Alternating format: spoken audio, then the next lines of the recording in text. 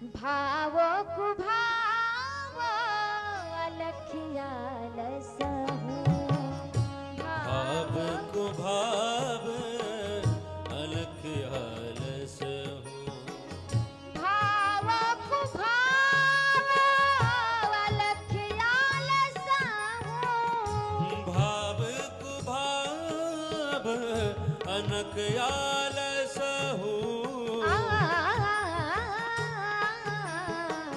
नाम जपत मंगल दिस दसाहू नाम जपत मंगल दिस दसहु नाम जपत मंगल दिस दसाहू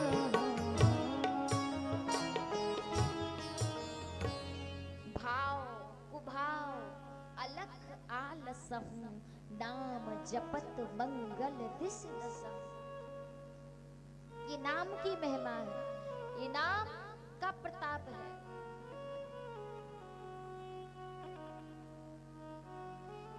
अच्छा, सतयुग की आयु कितनी थी?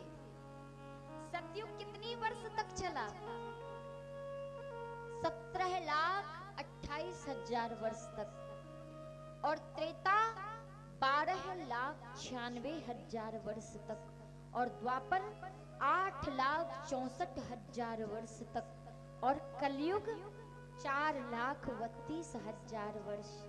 सबसे कम आयु कलयुग की है, जिसमें से अभी कितना वर्ष बीता है कलयुग को? 5,050 वर्ष बीता है। और पूरी आयु कितनी है? 4,32,000। ये तो कलयुग का पहला चरण चल रहा है।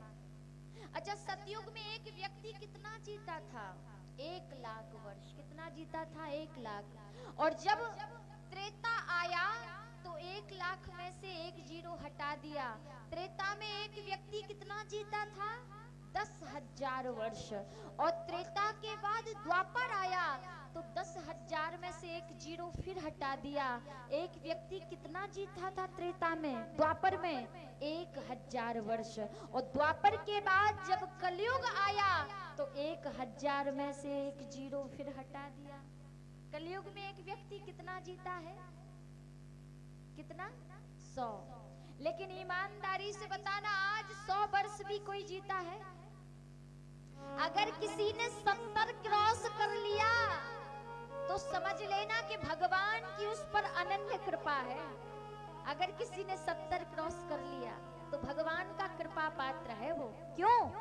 क्योंकि बचपन सबको मिलता है, जवानी कुछ को मिलती है, बुढ़ापा ऐसी हस्ती है बड़ी किस्मत से मिलती है।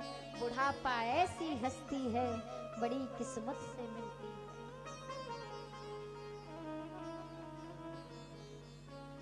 और लोग क्या कहते हैं? किसी से कहो कि भजन कर लो जवानी में, तो लोग कहेंगे अरे बुढ़ापे में भजन काम है, बुढ़ापे में भजन करेंगे, जवानी में कहाँ। अभी तो खाने खेलने के दिन है, अभी भजन करने लगेंगे अभी से। तो एक बात बताओ माताओं,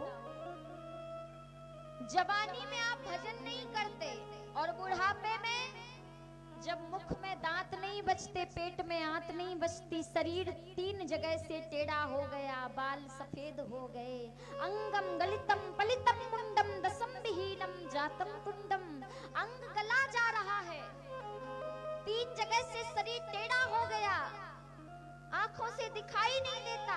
ऐसी अवस्था लेके उस परमात्मा के सामने जाओगे?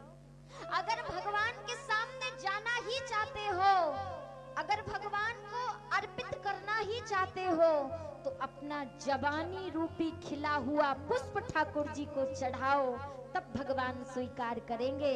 बुढ़ापे में जब किसी काम के नहीं रहते तब भगवान के पास पहुंच जाते हो कि अब हम आपके लिए आए, स्वीकार करो। भगवान कहते हैं जाओ, हमें तुम्हारी जरूरत नहीं है।